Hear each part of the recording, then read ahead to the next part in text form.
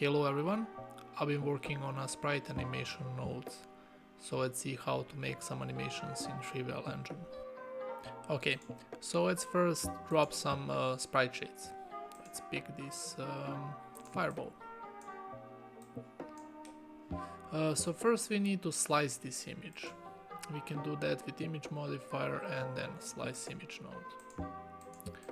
node. As we can see, we have 5 columns of images, of sprites, so that's 5, and we have 1, 2, 3, 4, 5, 6, 7, 8, 9, 10, 11, 12, 13, 14, 15, 16, 17, 18 rows. So we can make a line sticker to see if we're correct. Okay. So now we need to get each particular image that's in this list of images. We can do that with image modifier and that get image. We input images, and now with index we can get different images from this list. Okay, so let's create a sprite. In a sprite generator we can create image and we can connect this image with our sprite. Okay, let's make width a bit smaller.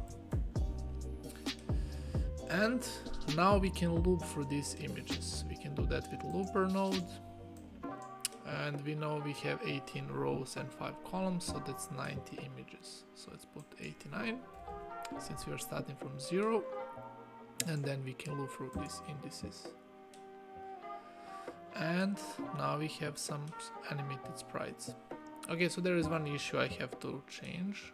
Image by default are in sRGB color space, which means gamma correction is applied, but on the sprite it is not. So if we turn it off, we can see now it's exactly the same.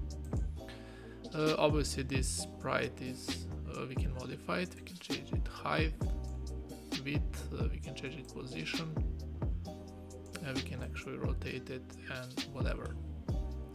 So that would be the simplest explanation how to make sprite animations in Trivial Engine.